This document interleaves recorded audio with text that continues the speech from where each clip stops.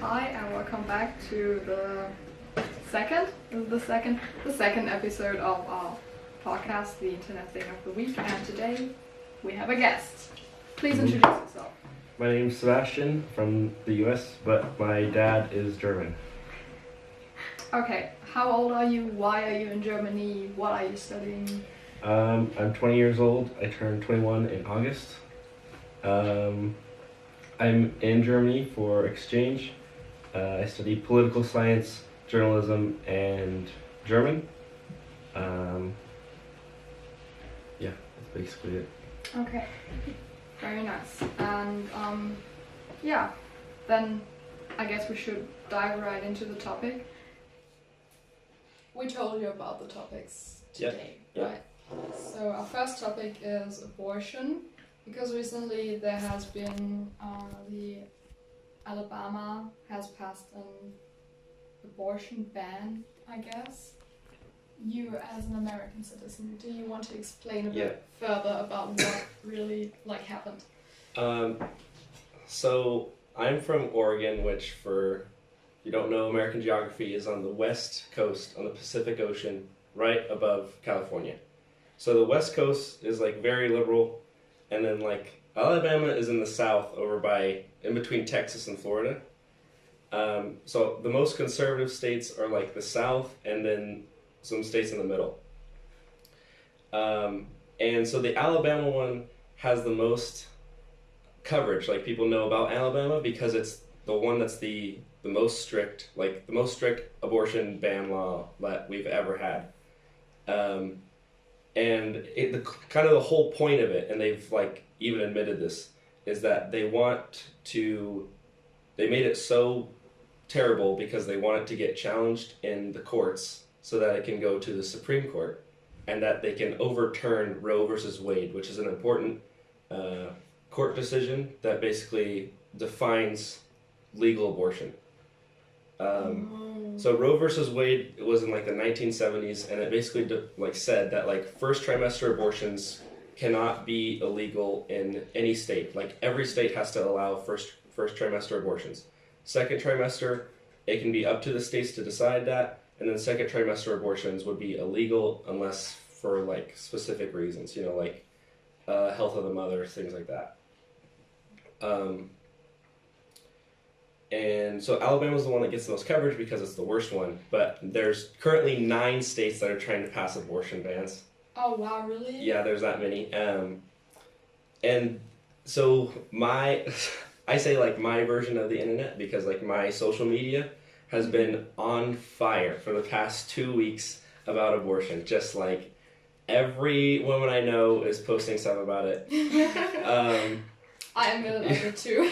And I totally understand why, I totally on their side about it, but it's just it's crazy, because this is not the first time Alabama has started a culture war about something, and then it never turns in their favor. It always goes the opposite way of what they wanted when they did it. So I pulled up abortion laws by state. Yeah, maybe tell us a bit what states do not allow abortion at all, and what states do allow. I guess, as you said, Oregon is very liberal, so I guess it's allowed their first and second trimester abortions. I think New York passed a bill last year that's all the way up. It can be all the way up. Except you can't do third trimester just because you want to. It's not it's not like that. I wanted a baby for the past 6 months, but now not anymore. I changed my mind. I'm sorry. No. But you said you agree with your female friend, so you're also against the abortion law. Of course. I mean, it's it's absolutely ridiculous. It's the Alabama law. The Alabama law is so bad. Politicians that have been pro-choice, pro-life, in the past, have come out and been this is too extreme. Wow. Okay. And so it's okay, if people on the pro-life side even they're whoa. Imagine being so bad that even bad people are oh no, that's not okay. Yeah. Okay, maybe let's explain a bit what do you know, for example, what positions are there, what's pro-life, what's pro-choice? Pro-life is basically, pro-life is just like no, they don't want abortion. I have not really heard a pro-life stance that is like allows for any abortion. Mm-hmm. Every pro-life stance I've ever heard was always like no abortion ever. But that's, I don't know, I've never heard like the point articulated. So, well, like the pro-choice has like so many degrees of choice. You know, there's like people who want it to be all the way up if for like health reasons or incest or rape. Because the Alabama one is like, I've seen so many hypothetical situations that people have said to show kind of how ridiculous the law is. Where it's like if someone, like a doctor who performs an abortion, goes to jail for like 99 years, which is longer than, let's say like girl gets raped and then like the doctor who performs the abortion goes to jail for 99 years and then the person that raped the girl like 3 years? yeah, like Maybe. is like, I think the highest is like 30 years, and that it would have to be, rape is already like super hard to prove in court currently, so especially in Alabama. In Alabama, they wouldn't believe you.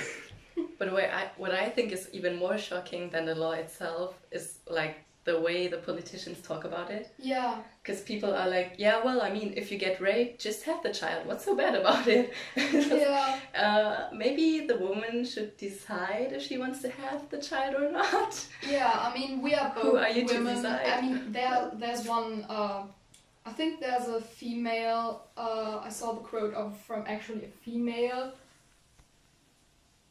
pro-life politician. There's no doubt that there are female pro-lifers, which I, for myself, can't really understand. But she was like, yeah, I mean, no, rape can't really happen because a woman's body has natural mechanisms to shut down and prevent pregnancy in case of a rape. Yeah. Like, damn it, girl, it's your own body. Have you skipped biology class altogether? What is wrong with you? Like, so much misinformation on, like, stupidity even. I'm sorry, I'm very, like, I'm not even American, but I fear for every American woman now. So, and I mean, America is not even the only country in the world where abortion is legally not allowed. I think South Korea illegalized abortion as well, right? But that's for a different reason. That's because they have, like, Confucian backgrounds, so in the past boys were preferred over girls. So a lot of people actually had, like, I think they even prohibited pregnancy screenings now, or the doctor is not allowed to tell the future parents what gender their child will be, because in the past, when Confucianism was still a bit stronger, people would then, like, abort girls for shallow reasons and have boys instead because they were valued more socially, which is unacceptable as well. Yeah, that's crazy. I didn't know about that. So Alabama, very limited exceptions, and then like quotes the bill, to avoid a serious health risk to the unborn child's mother. And then that's like serious health risk to the mother, because it doesn't even allow for exceptions if the child is not developing properly and will be like a stillbirth or like die in agony like within days of being born, they still don't allow it. I mean, I've seen pictures of fetuses on the internet. It's just, you don't want to see that. I mean, if I was a mother and that came out of me, I would not be, I mean, it's, oh god, like, not properly developed. You can see organs, like, it's blood everywhere. It's not pretty, and I don't know why anyone would be like, that's the best for both of them. They call them, so a lot of these states are calling them, the bills, like heartbeat bills, because they say like it's a lot like someone's alive once they have a heartbeat. But the thing is, like, under Alabama's current, like, how it defines it, like, what, I forget what they're called. They're like when like a woman's fertilized egg. So like when you like donate an egg or something and it's like fertilized, that is technically like as far as long as they say in the bill. But then there was one legislator that said, "Oh, that doesn't apply because it's not inside of a woman." And it's like, okay, then you're obviously showing like what you actually want to do here, which is to control women's choice. Yeah, like, it's not even about the baby at that point. Yeah, I mean that's true. And I also saw a tweet from a woman who just like she turned the whole thing around and she just said, "Well, you know, we could just have guys have all the pregnancy measures and stuff." And do you have the sheet here? Can read it out? I'm not sure. Probably depends on where you put it. No, But I actually saw one too that was like there should be pregnancy measures because if one guy like went around with women, he would have effectively 100 pregnancies, but one woman can only get pregnant once. Yeah, that's true. Like men are much more like, I call it irresponsible, are not responsible as long as women. And I mean, there will totally be people who are like, yeah, but that has always been that way. I mean, evolution just did it that way, but this is still no reason to not allow women to be in control of their own body and decide what they want and when they want it and if they want. Oh yeah, I found the tweet. Laura, do you want to Can you read it out? Okay. It's a tweet that says mandatory vasectomies until you want to have children. They can be reversed, so come on guys, let's save lives. What's that? A hard no? Why? Because it's your body and we don't get to make the choice for you? Aww. Yeah, that's right. She snapped. But I think she's totally true. I mean, you as a guy, what's your opinion on that? Well, I do enjoy how all these things that I've seen like flipping around because it is ridiculous. Like the fact that like there was like male contraceptives that was being developed, but because of all the side effects, they didn't want to like use it. And it's like, okay, so like regular contraceptives, yes, saying stuff like that is like not, I don't think is like out of hand. Like that's perfectly reasonable to make those kind of reversals on the logic. But like this is another thing that makes abortion. It's because it's not just like abortion bans. Like these states will actively try to restrict access to abortion, so they'll like close all the clinics in the state, or they have these like fake abortion clinics. I've heard of them. Yeah. Like John Oliver did one episode of Last Week Tonight, I guess, recently about that, because they actually it's especially Christian communities and churches, I guess, and they have these like vans, which is already very creepy. And they advertise like, hey, you can get free like screenings and pregnancy help and everything in here, come to us. And then they do like an ultrasound inside and show the woman the heartbeat, and then they talk them into like having the baby, even if the woman came intentionally to actually get advice about abortion. And they like soft torture them for as long as they need until the woman says like, okay, fine, I'll have the baby. Oh wow. Yeah, Okay. they like.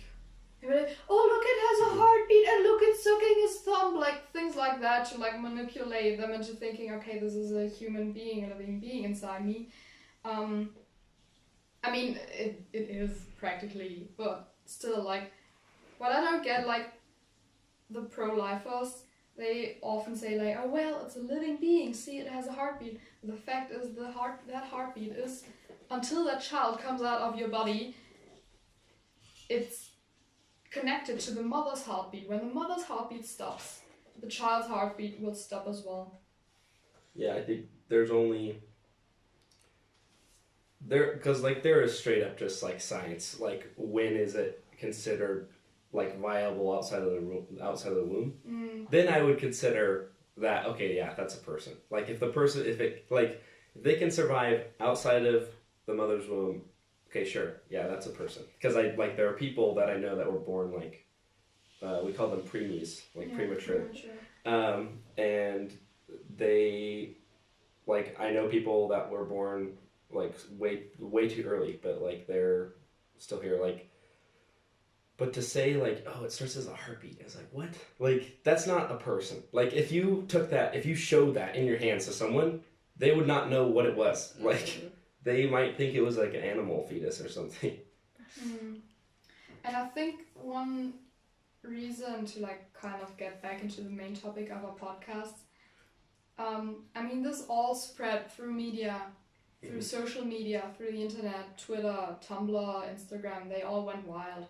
And I think that maybe if the same thing had happened 50, even 30 years ago, maybe a group of women would have protested on the street with like holding signs. I mean, they still do that, but they organize these rallies through social media. They connect via social media, and it spreads over the whole world. Like probably we in Germany, we wouldn't have known about that because like, come on, it's one single US state. 40 years ago, no one even in Germany even know where Alabama was, okay?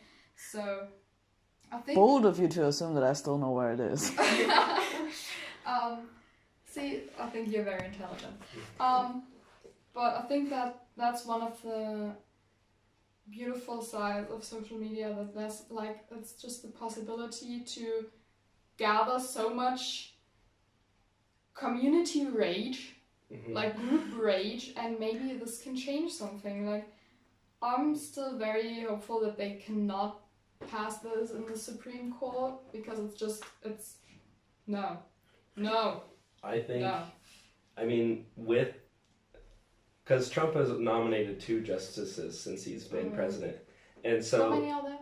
9. There's 9 justices because it always has to be an odd decision. That makes sense.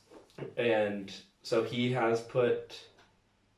But one thing that's messed up is that Obama's last year in office, last 2 years, a justice justice died or left because that's how they leave the Supreme Court. They either die or they resign. Like once they're put in there, you cannot touch them. It's like the Pope. Yeah. Yeah, like the Pope.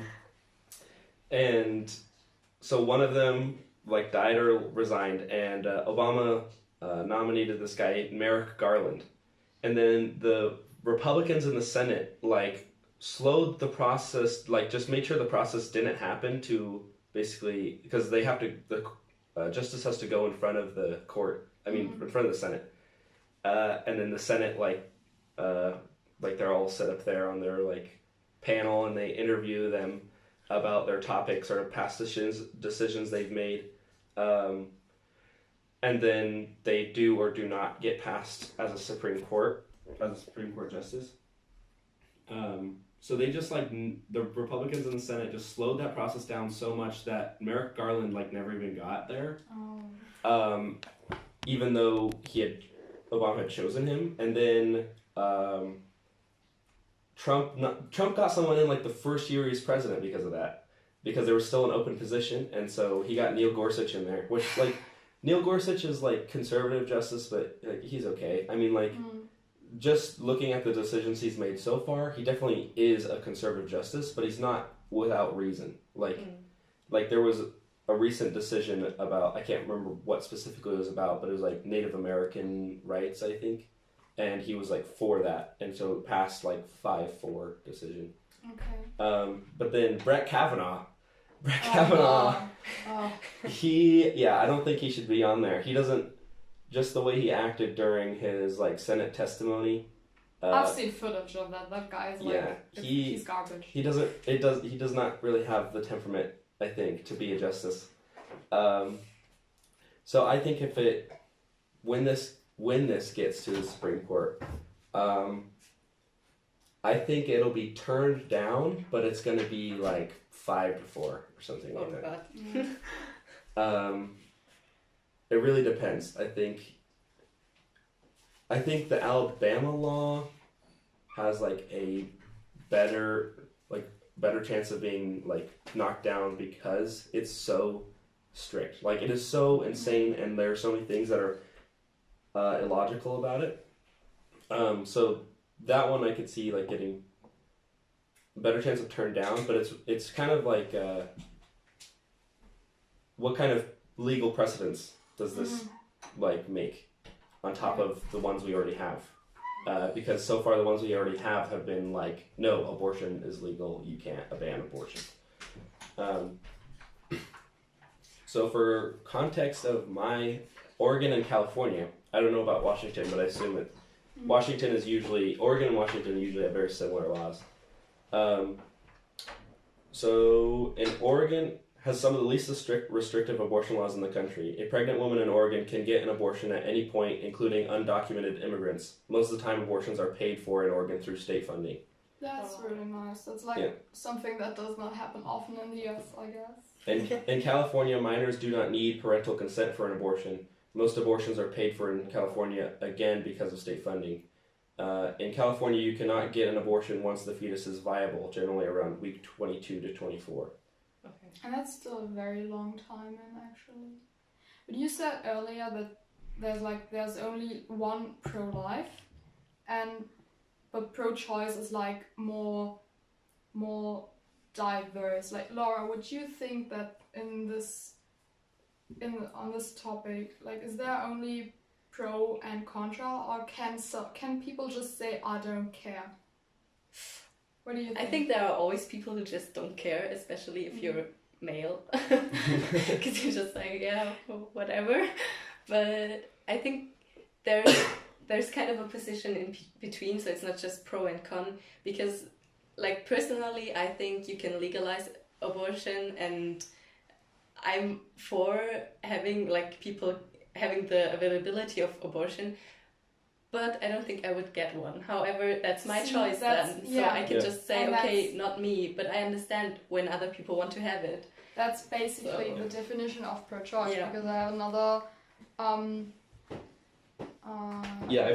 post here. Yeah. You can be pro-choice and a mother, and you can be pro-choice and support adoption, and you can be pro-choice and never get an abortion or be against abortion yourself, because pro-choice just means what it's called, pro-choice. You are pro giving someone else the choice, and that's why I think that there's no actual neutral side in this. Because as soon as you say whatever, I don't care, then you automatically say do whatever you want, and that is pro-choice. So you are either pro-choice or pro-life, and there is no in between, like in my opinion. Yeah, if you define it like that, yeah, sure. I have seen that evolve more since, because I remember the abortion debates going on when I was like a kid, and it was always like pro-life or pro-choice. It was either like for it or against it. Like the French Revolution, except you don't get guillotined when you are. But no, I've seen it evolve more and more. Where that's why on social media I've seen people in the past post like pro-life stuff. I haven't seen them post a single thing right now. I think they are silent. They could be silent for two reasons. One, they do not want like the internet to come down on them, or they are listening, like they're actually paying attention to all this like anger going on. Okay. Because I've seen it more and more like pro-choice, as in I personally wouldn't do it, but like it's not my say to restrict someone else. I mean, I have no idea what an abortion is like. As far as I know, in the first trimester, it's still like you get some kind of like what's it called, like IV. IV, or you get to like, I mean, the pill for the morning after, it's also kind of an abortion, so you would have to ban that too. Do they ban that as well? I'm pretty sure the Alabama bill like restricts contraceptives. Okay, like get women pregnant and then don't let them decide if they want it, if they even want it. Okay, fine. So it's not even painful or anything. It's just like, I think the main part of, or the hurting part of abortion might be like your conscience, the thought of, okay, I could have been a mother, but I kind of like killed the life inside me. But I think that's maybe the most helpful part, but they usually have also like psychological consultation before and after that. At least in Germany, I don't know the case in the US. But if you ban abortion, and that's the thing, like the number of illegal abortions will rise, and people will use cloth hangers and like hot metal sticks again, which is so much more painful and so much more dangerous than any IV or morning after contraception pill will ever be. Yeah, the Alabama law also, like if you go to another state and they find out that you had an abortion in another state, you would go to jail for that. Yeah. Again. Nice. Yeah, as far as I know with abortions, up to a certain point, it's basically like they give you some sort of medication, and then you basically have like what is it called? Just bleed it out or something? Yeah, I don't basically, know. that's what happens.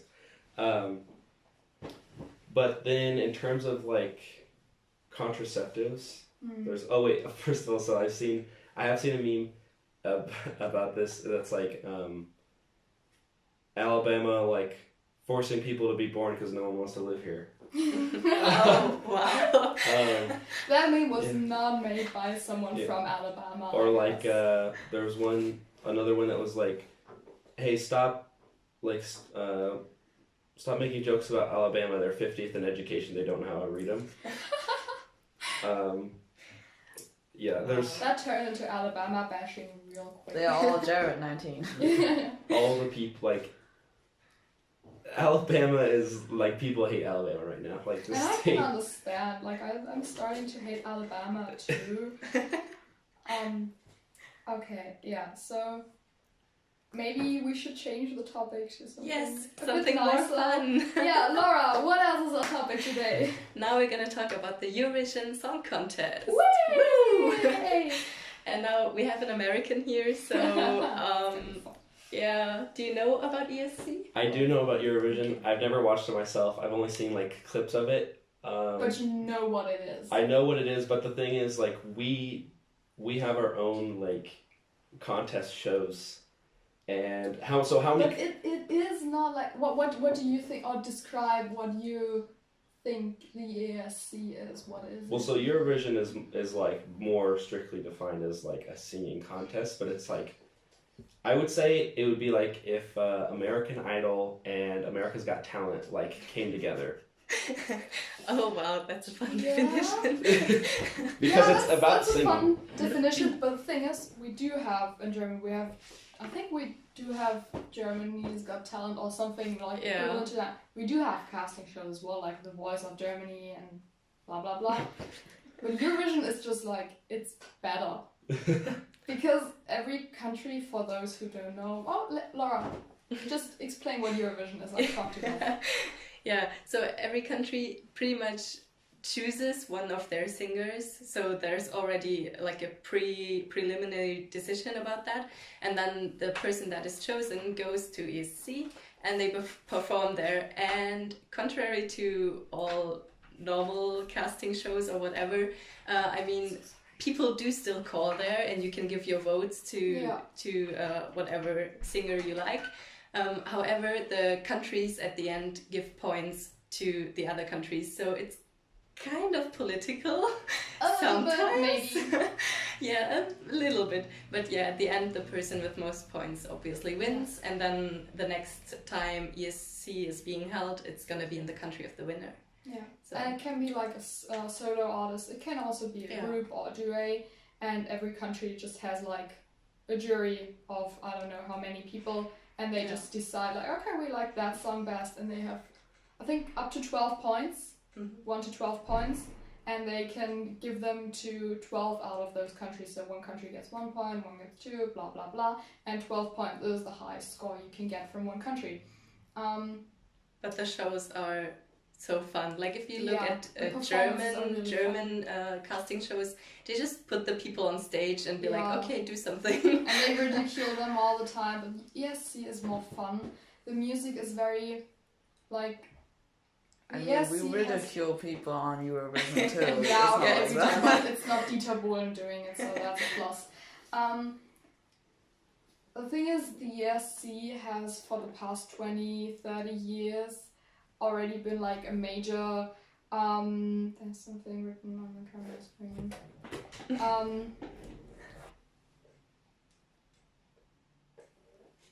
The ESC has for the past 20-30 years been a huge part of the LGBTQ community in Europe, because a lot of people who performed there or people who commented is because this is of course gets like broadcasted on all the television stations that there are in Europe, like the public ones, and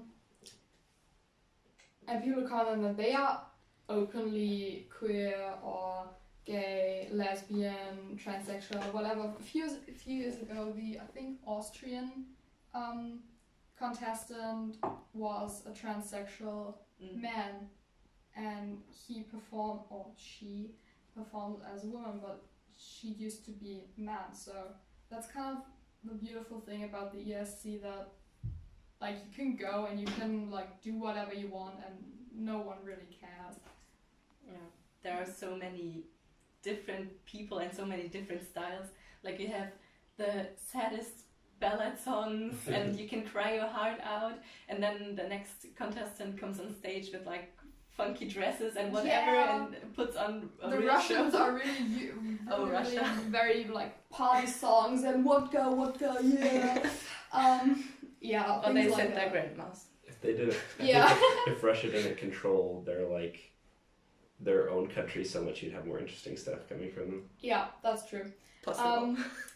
The thing is, with the Eurovision Song Contest, not every country, like Laura said earlier, they are preliminary decisions, and not every country gets to go to the final of the Eurovision Song Contest. So, like, if your singer or group that you send is just not good enough for the final contest, you don't get to send someone in. Germany got to send someone. Yeah, we always years, get in, but it's we always never like win. last place since 2010. Now, no one has ever won again. And another thing, I mean, it is called the Eurovision Song Contest, okay? Why It is says Australia Euro there? in it. Since a few, Why is Australia there? What? If Australia's there, we should be there. Actually, and also, like, This this year it took place in Tel Aviv, which is Israel. Israel is not technically part of Europe. it's not. Then I think Azerbaijan was the place a few years ago. It was Baku. Middle Europe, yep. Yeah, it's the Middle East. Why the fuck are they part of the Eurovision Song Contest? I don't know. I also think that Russia is like, I mean, Russia is mostly Russia Asia. is in Europe, though. It is like, half yeah. Europe. For the most Yeah. part, for the most part, it's in Asia. Yeah, but most of the countries in Asia, but Yeah. like the Ural Mountains, they're in That's Europe. true. They're in Europe. But do you actually feel excluded? Like, if you see that No, Australia I can get in, and like Israel. First of all, Americans don't know what it is. But second, I think if they did know what it was, they wouldn't care. Like they'd be like, we have our own. Like Yeah. we have our own contest. We don't need that. Your equivalent would be like every state sending one group, and then they all like. That's what happens anyway. Yeah, so. because America is like as big as Europe is. Yeah, like how many members are in Eurovision? Like how many countries? Like there's always 24 contestants, I think. Correct me if I'm wrong. Yeah, 24 contestants. From 24 different countries, but there's of course more countries in Europe. Yeah, because so 24, we have the possibility of 50 different contestants, like 50 different places where they're from. That would be way too long. Nobody would watch that. Yeah. That's why America's Got Talent has like rounds of that. There's like weeks. Yeah. It goes on for weeks. Oh, okay. So yeah, does, Eurovision is just one evening. I mean, it's a long-ass show as well. It starts at 9 p.m. and then goes until like 2 a.m. in the morning until all the voting's finished, because of course they always make like dramatic long pauses and everything. But the main thing we actually wanted to talk about is that it says somewhere, I mean, the Eurovision Song Contest has been running since like the 50s, 1950s, 1960s, with good and bad years and everything, despite political drama, because it has somewhere in its rules that it should not be political, because it's solely for entertainment purposes, and it's meant just like, I don't know, the football cup or something. It's meant for like everyone to enjoy and come together and like, yeah. But it gets political every time. Yeah, I don't understand. Do you know what happened this year? I mean, I remember stuff happening. I remember the year's stuff happening when like Russia was, you know, in the Crimean Peninsula and stuff. Like, I remember how the voting went down that time. And then I know also that like this isn't a political thing, but like that Ireland has won like more than any other country. Like, and they just keep winning. Sweden won a lot as well. Sweden had like I think 6 contestants win the Eurovision Song Contest so far, and in my opinion, they could have been a winner this year too, along with Italy, but no, the Netherlands won with this boring-ass song, but okay. Is that your German bias speaking? No, it's not my German bias. Germany sucked this year. Germany sucked for the past 5 to 10 years. No, this time, as I said, it took place in Tel Aviv, which is Israel, and most of you probably know about like the Palestina-Israel conflict, and the group from Iceland, I mean, they of course show the contestants in between. They sit like in lounges and enjoy some alcohol and watch the other contestants, blah blah blah. And in one shot, the Iceland team was shown, the contestants were shown, and they raised like scarves and flags that said Palestina on it.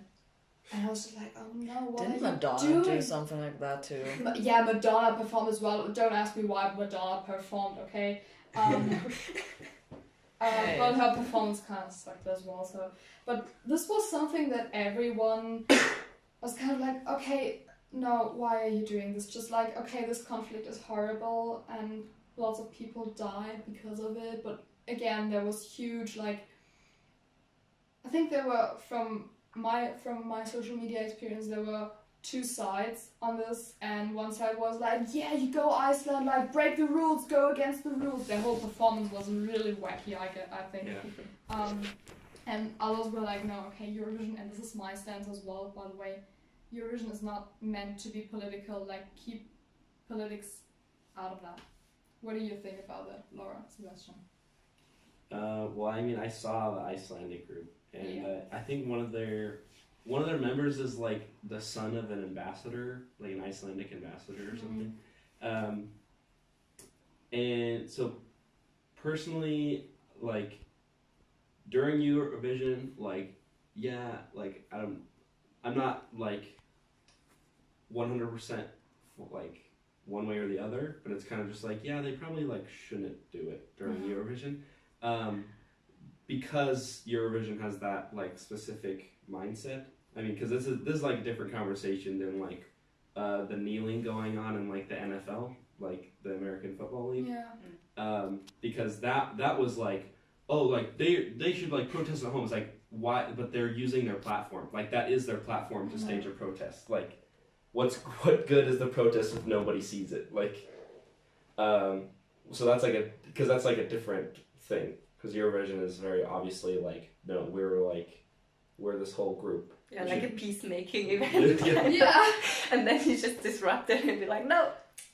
I mean, it's a peacemaking event, but as soon as points are being then it's war, you're like, it's war. Usually, there was a team from Cyprus this year, and of course they gave their 12 points to Greece. Like, if they would have given it to any other one, I don't know if you know that, but Cyprus is like split in 2, and one side belongs to Turkey and one side belongs to Greece, and they battle each other about who gets to own this tiny little island in the Mediterranean Sea. Like, come on. But okay, but Cyprus gave it to Greece because, you know, they had to. It's just like the political pressure behind it, which is, I think, very sad that this gets to play a role. I don't know if you remember a few years ago the Ukrainian song that won. Yeah. But actually what I wondered, since we are German, like Germany has so many neighboring countries who could support Germany, but Germany never gets any points. That's because we Does were everybody hate responsible Germany? for the Second World War, my dear. Yeah. And first. And the first. Okay. I wouldn't say responsible, but participated in. We started the fucking war. I mean, Austria is the one that got Germany in the war, so. Yeah, Austria was like, hey, that's a good idea. Okay. Yeah, but I think it should not play a role, because this is a Eurovision Song Contest, not who could I support this time because it gives me political benefits contest. Yeah. I don't know why they have the point system. Like, if you guys don't want it to be political, it's like, why do you have a point system? Like, why are countries allowed to assign points? Like, that's up like in the Olympics. We could make it. The winner won by like whatever country gave him the most points. Yeah, that's true. We could make it a purely like public voting system where like people, because in the public voting system you cannot vote for your own country. We as Germans, we are not allowed to vote for the German team, and of course the German jury can't give points to its own team. So yeah, this would actually be a good suggestion. Let's call them and suggest them. Yeah. I mean, sometimes it's not that deep. It's just like, oh, that song was really awful, and to be honest, Germany was really awful. So yeah, because a few years ago that was during the time when Russia was like on the Crimea island, and there was this like war going on, small war in They were annexing Ukraine. Yeah, they were annexing the Crimea island, and Ukrainians were against the peninsula. It's connected to. Yeah, I know. Right. Sorry. And yeah, the Ukrainian contestant was a middle-aged woman, and she sang like really, really sad and very like. She almost cried while singing, and she had like this wallowing, like, you know what I mean, like when you go to a funeral. Wallowing. Yeah, that sound kind of in it, and it was a song in Ukrainian about her grandmother getting chased away by soldiers and during the Second World War and being hungry and being tortured by Russians or something, and that song won. Yeah. First of all, it was not really a good song. It was not. Eurovision songs are usually very like, and happy and powerful and like not super political, but that song actually won. And in the past years, the winner songs always also were like played on radio and were in the charts for a few weeks or more weeks, and maybe the contestants even had an album afterwards or multiple albums, singles, whatever. That song didn't. And I see the reason why. I was thinking about this more. Like, you can't really do it without the point system, because like then countries are just going to vote for themselves. Like, everyone in that country is just going to vote for themselves. And then you can't really get the like good sportsmanship kind of thing on it. So I think maybe like that is the only way you can do it, and that, I don't know, maybe politics will just always be a part of it, because like politics are a huge part in the Olympics as well. You can't really keep it on. Yeah, but of course Tumblr was very active and made some memes about the performances, which are not particularly political, so they're actually very enjoyable. One thing, like, everybody gets enraged about a different thing North Macedonia. During the votings. Maybe we can make it bigger. No, we can't. And there's one, you all know the distracted boyfriend meme, and I don't know why, but North Macedonia, their performance was really boring. The song was also kind of nah. But for some reason, all the European juries were like, oh, North Macedonia was wonderful, amazing, you're doing amazing, sweetie, and they gave all the points to them. So it's the distracted boyfriend meme, with the boyfriend being the jury, the girl in the red dress being North Macedonia, and the jealous real girlfriend being the rest of Europe. This meme is so nice, you can always use it. Yeah. It gets reused so often. Wait, do you guys know the like knowyourmeme.com? Yeah. Okay. And there's another one that got newly designed because the the Russian performance was not very party-like this year for some reason. It was a guy standing between like glass walls and mirrors, and it was raining, and he was like Emotional. crying and stuff, and like touching the glass and like so they made a meme out of that with like mirroring his stance while he's like crouching down and it's raining. So dramatic.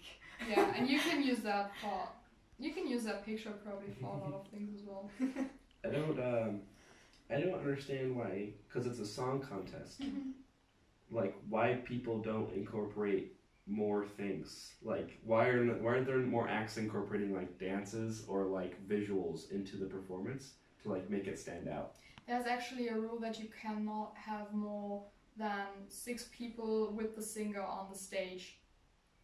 Okay. And these 6 people can either be background singers or dancers, but not more than 6 people supporting you, so that there's not like maybe a small country like Iceland sending the whole population to the Eurovision Song Contest to be like, hey, support us. Like it probably happened during the last But World Cup. doesn't like Irish river dancing, didn't that become popular out of the Eurovision Song Contest? I'm not sure, I'm maybe too young for this, I'm not familiar with the longer history. That would have been like early 2000s when like, I don't know, there's at No, one but point. wasn't there the musical? Irish dancing was popular before that. Okay. I think that's why they performed it there. But I remember it like it was after it was on Eurovision that like for some reason it was like huge in the United States for some reason, like Oh, okay. Irish river dancing is just everywhere. Okay, that's very cool. Yeah, so what do you think about the Eurovision Song Contest? Do you think it has a cultural value? Because for those Europeans who watch it, it's mostly like a really, really cool spectacle. And it's just it became part of a culture, I think. Do you think it's like valuable? Yeah, I would consider it valuable because it's like, I don't think there are many like ways, I don't know, for countries in Europe to like have their own thing, because it's like when you think about other like international competitions like for specific sport, like usually it's the same couple countries that are always pretty good. Yeah, for specific sport. Yeah, and then things like the Olympics, it's always like the big countries. Like the United States is a competitor in almost every single sport in the Olympics for both winter and summer Olympics. True. And like so is like Russia is always a big competitor in winter, and like China's always a big competitor. They always send the best like gymnasts. Yeah, but except last time the US won a shit ton of gold medals because Simone Biles. But all the like, it's like then in the Olympics every country kind of has like their specialty. Like Germany and a lot of the like other German speaking countries, like they're always the like skiing, the like events that they're really good at, and or like even downhill skiing, like in terms of like the leagues, like because my grandma and my dad live in Switzerland. And like they watch downhill skiing, like in season downhill skiing as like the sport, because I can't remember her name, but she's like an American skier and she's like the best currently at downhill skiing.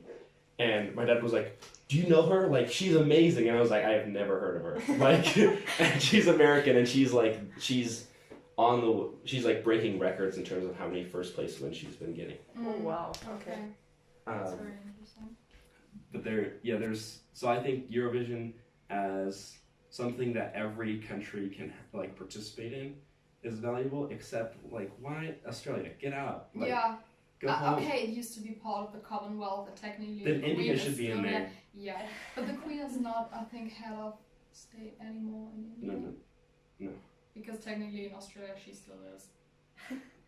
Technically. Yeah. But yeah, like I think Canada would be. I mean, even like the time difference. The poor Australians, they have to get up in the like early morning to watch that show. Like, what are you even doing? But I mean, yeah, it's a fun spectacle. And even if the songs are not good, and the winning songs are not good, like that was really fun to watch actually. Also during the time, everyone on the internet was enraged about a different thing because everyone has their favorites, and they were like, why isn't blah blah blah getting more points? And Italy was so good, but Spain sucked. Things like that. So even if the songs are not good, you get some pretty good memes out of it, and that's what matters. Yeah. So I think we should probably end this episode here. Thanks so much for coming. Yes, for thank inviting you. me. So nice to have an American here.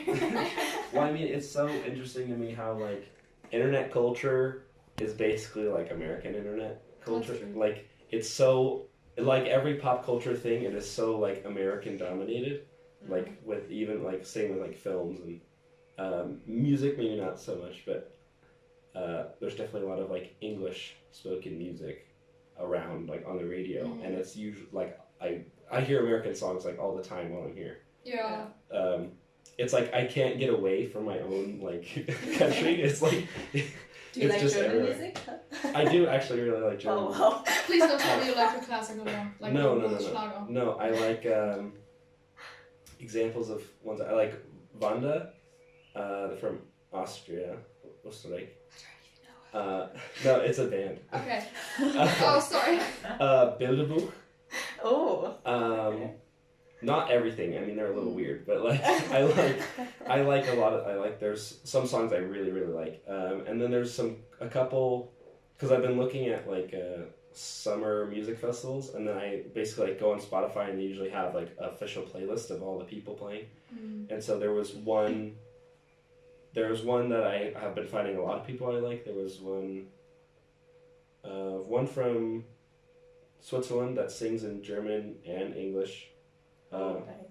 Steine und Madlana. Steiner und Madleiner. Madlana. Okay. I don't know them. Das höchste Eisenbahn. Die höchste Eisenbahn. Oh, that sounds fun. We should listen to that later. Yeah, we should. Okay, but nice to know that you enjoy some German music, because German music is sometimes really bad. German rap is terrible. Yeah! It's the worst. Is not. Do not. Let's not talk Don't. about that. Let's not. Okay. That's a whole nother This is episode. the Yeah. Okay, then maybe let's end it here. Yeah, thank you for coming. Thank you for watching. If anyone's Listening. watching. Okay. Bye.